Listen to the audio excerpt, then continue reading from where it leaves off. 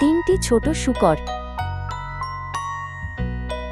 মা শূকর স্নেহভরা উষ্ণ দৃষ্টিতে তার তিন ছেলেকে বিদায় জানালেন, বললেন যে এখন তাদের নিজের মতো করে বাঁচার সময় এসেছে। সকালের কুয়াশা যেখানে নরমভাবে মাঠে বসেছিল, সেখানে তিন ভাইয়ের মুখে উত্তেজনা আর দুশ্চিন্তার মিশ্র অনুভূতি ফুটে উঠল। মা শূকর ভালোবাসায় ভরা উপদেশ দিলেন এবং সবসময় একে অন্যের উপর ভরসা রাখতে বললেন। ভাইয়েরা মাথা নেড়ে একে অন্যকে সাহস দিল এবং যাত্রা শুরু করল। বিশাল মাঠের এক মোড়ে দাঁড়িয়ে তিনটি শূকর নিজেদের স্বপ্ন অনুসরণ করতে আলাদা হওয়ার সিদ্ধান্ত নিল। ঘাসের ফাঁক দিয়ে বাতাস বয়ে গিয়ে নতুন অভিযানের সূচনা জানাল। ভাইয়েরা ভিন্ন ভিন্ন দিকে তাকিয়ে হাসি মুখে একে অন্যকে হাত নাড়াল। তিনটি পথ নীরবে দূরে প্রসারিত হল, প্রতিটি ভিন্ন ভবিষ্যৎ বয়ে নিয়ে।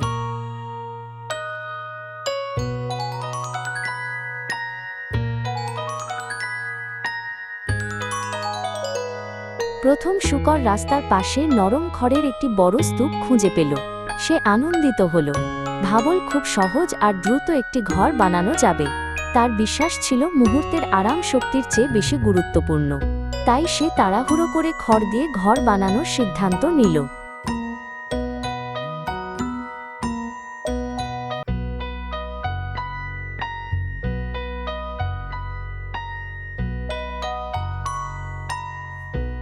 অল্প সময়ের মধ্যেই প্রথম শূকর তার খড়ের ঘর শেষ করল। ঘরটি দেখতে সুন্দর ছিল, কিন্তু এত হালকা আর দুর্বল যে বাতাসে দুলে উঠত। তবুও সে এমনভাবে বিশ্রাম নিল যেন সবকিছু আগেই শেষ হয়ে গেছে। মাঠে বসে সে শান্ত দৃশ্যের দিকে তাকিয়ে নরম সুরে গান গুনগুন করল।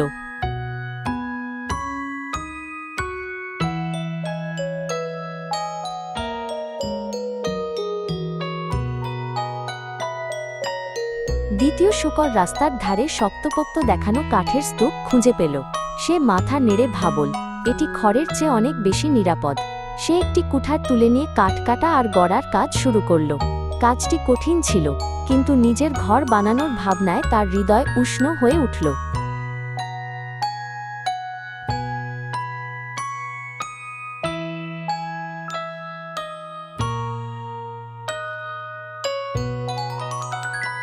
দ্বিতীয় শূকর যত্ন করে কাঠ সাজিয়ে শেষ পর্যন্ত তার ঘর সম্পন্ন করল।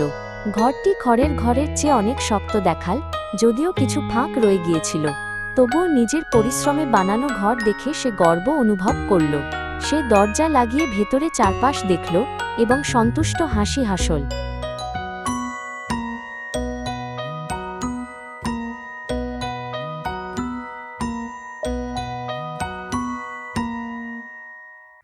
তৃতীয় শূকর বিশ্বাস করত যে ইটই সবচেয়ে নিরাপদ উপকরণ।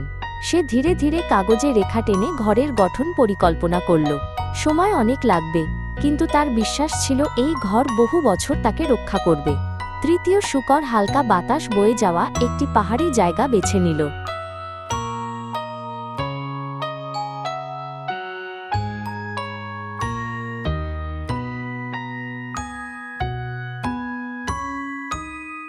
তৃতীয় শূকর একে একে ইট বহন করে প্রথমে শক্ত ভিত্তি তৈরি করল। তার কপালে ঘাম জমল, কিন্তু মনে ভরে উঠল গর্বে। ইটগুলো সুন্দরভাবে সাজানো হলে ধীরে ধীরে ঘরের আকার ফুটে উঠল। সে থামেনি, নিষ্ঠার সঙ্গে কাজ চালিয়ে গেল।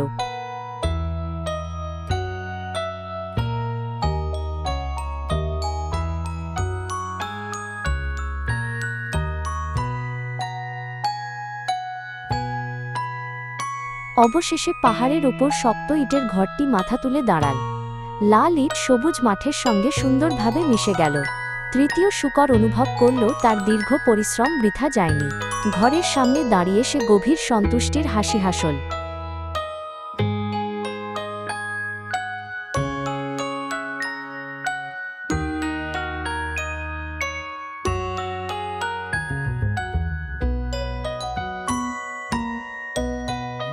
একদিন বন থেকে নীরবে একটি সন্দেহজনক উপস্থিতি এগিয়ে এল। একটি বড় নেকড়ে বাতাস শুঁকে শূকরদের ঘরের গন্ধ পেল। ক্ষুধার্ত শিকারীর মতো তার চোখ ঝলসে উঠল। মাঠ শান্ত ছিল, কিন্তু অদৃশ্য বিপদ ধীরে ধীরে কাছে আসছিল।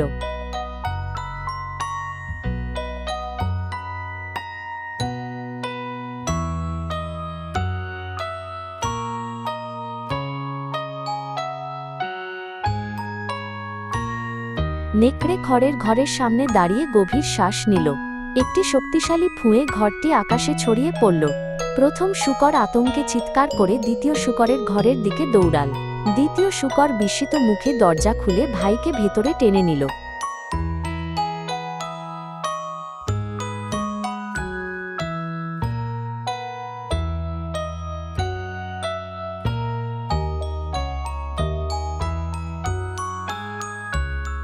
নেকড়ে আবার কাঠের ঘরের সামনে দাঁড়িয়ে গভীর শ্বাস নিল।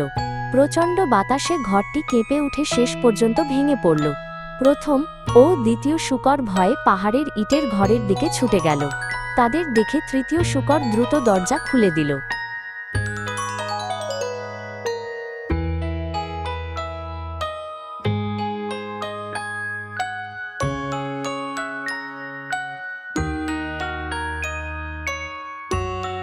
নেকড়ে আত্মবিশ্বাসের সঙ্গে ইটের ঘরের সামনে দাঁড়াল।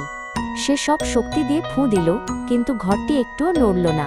যতবারই চেষ্টা করুক, ইটের দেয়াল অটল রইল। ভেতরে তিন ভাই একে অন্যকে শক্ত করে ধরে শ্বাস ফেলল।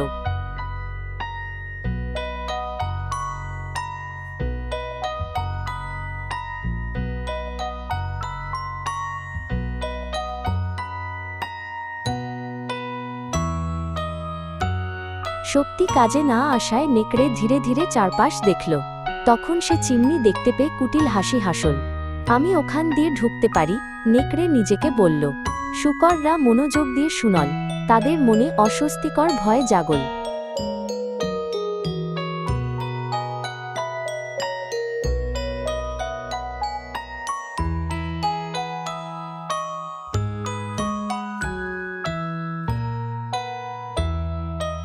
তৃতীয় শূকর নেকড়ের পরিকল্পনা বুঝে ফেলল।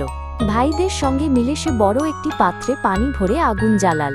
পানি ফুটতে শুরু করলে ঘর ভরে উঠল গরম বাষ্পে। তিন ভাই নীরবে অপেক্ষা করল।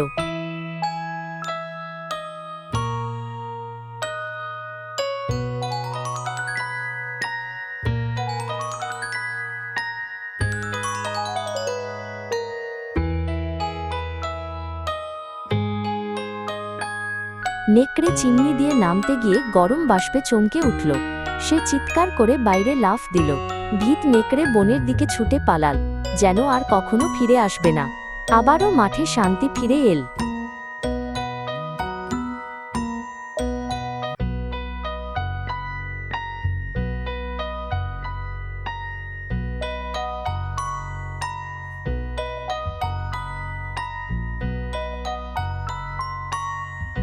তিন ভাই ইটের ঘরের ভেতরে উষ্ণ খাবারের টেবিল সাজাল। সবাই নিরাপদ আছে নিশ্চিত হয়ে তারা গভীর স্বস্তির নিঃশ্বাস ফেলল। তৃতীয় শূকর সহযোগিতা ও প্রস্তুতির গুরুত্বের কথা বলল। ভাইরা একে অন্যের দিকে তাকিয়ে মাথা নেড়ে সম্মতি দিল।